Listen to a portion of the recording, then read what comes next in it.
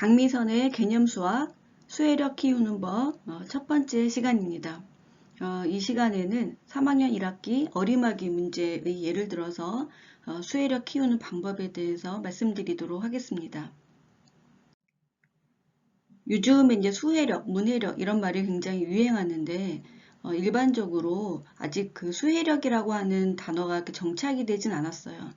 이게 정의가 된 건 아닌데 요즘에 주로 이야기되는 수혜력은 연산에 대한 유창성, 그러니까 수 계산을 굉장히 잘하는 것을, 수술 잘하는 것을 수혜력이라고 이야기하는 것 같습니다. 하지만 제가 생각하는 수혜력은 수학 문장 이해력이에요.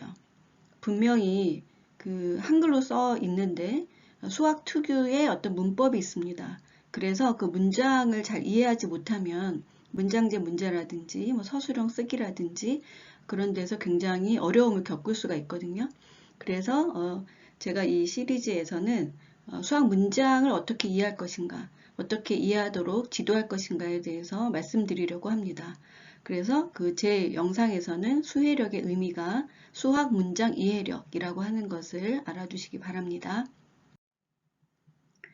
자, 예를 들어서 3학년 1학기 어림하기와 관련된 교과서 장면인데요. 교과서에는 이렇게 써 있어요. 두 아이가 있는데 왼쪽 아이가 어림에서 계산할 수도 있어 이렇게 이야기를 합니다.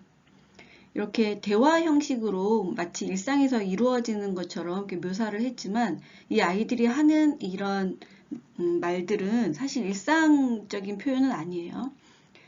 왼쪽 아이 보면 어림에서 계산할 수도 있어. 이러면 어림과 계산이 다른가? 라는 생각을 할 수가 있겠죠. 그래서 어림을 한 다음에 그냥 어림에서 끝날 수도 있고 더하기나 빼기나 이렇게 계산을 할 수도 있다 하는 의미가 되겠습니다. 그리고 그 옆에 이제 여자아이는 341을 300으로 117을 100으로 생각하고 어림할 수 있어. 우리 어른이 보기에는 이런 과정을 다 지나왔기 때문에 이런 문장이 굉장히 자연스럽고 이게 뭐가 문제야? 이렇게 생각할 수도 있어요. 그런데 여기에 이제 숨어 있는 게 있는데 341을 300으로 해서 콤마가 있죠? 이 콤마는 여기에서는 그리고를 뜻합니다. 근데 수학에서 콤마는 또는을 뜻할 때도 있어요. 그래서 어느 때 그리고를 뜻하는지, 어느 때 또는을 뜻하는지를 잘 분간을 해야 되겠습니다. 그래서 이 콤마에 대해서 아이들한테 설명을 해줘야 되겠죠. 이 117을 100으로 생각하고 어림할 수 있어. 여기에 뭐뭐 할 수 있어 라고 하는 말이 나오는데 이 옆에 왼쪽 아이도 어림에서 계산할 수도 있어 이런 식으로 이야기하고 있죠. 뭐뭐 할 수 있어 라고 하는 표현이 굉장히 많이 나와요. 수학에서는. 근데 이것을 그냥 어림한다 또는 어림해야 한다 이렇게 생각하시면 안 됩니다. 어림하지 않을 수도 있고 117을 100으로 어림하지 않을 수도 있는데 그렇게 할 수도 있다. 여러 가지 가능성 중에 하나다. 우리는 이렇게 가정하고 진행을 하겠다 하는 의미가 되겠습니다.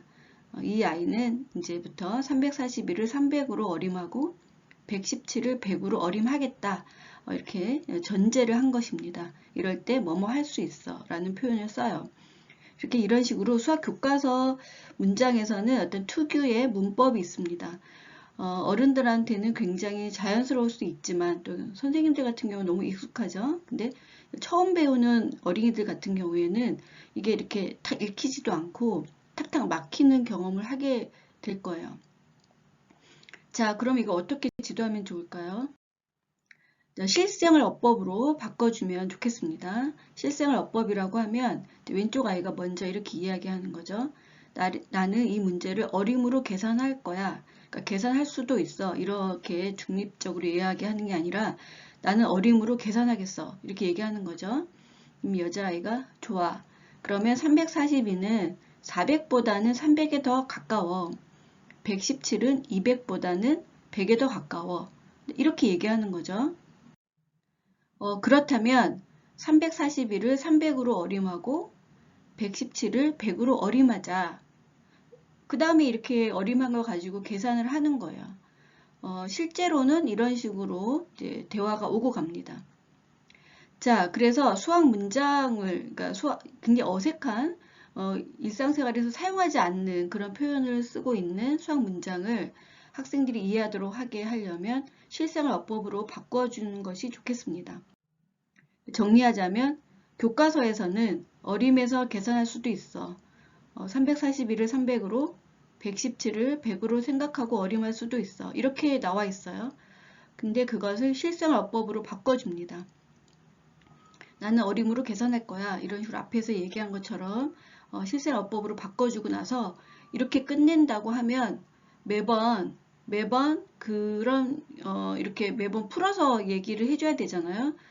그러니까 그러면 이제 혼자서 하기가 어렵게 됩니다. 그래서 다시 한번 마지막에 이렇게 풀어서 이야기를 했지만 교과서에서는 그 이야기를 이렇게 간략하게 표현해 해서 마지막에 교과서를 다시 읽게 합니다. 교과서를 다시 읽어서 우리가 여태까지 얘기한 것을 정리해서 교과서에서는 어림에서 계산할 수도 있어. 341을 300으로, 117을 100으로 생각하고 어림할 수 있어. 이렇게 표현하는 거야. 그래서 풀어서 설명한 다음에 원래 교과서 문장을 다시 읽게 되면 이 문장에 들어있는 깊은지는 모르겠지만 특별한 뜻을 학생들이 이해할 수가 있게 됩니다.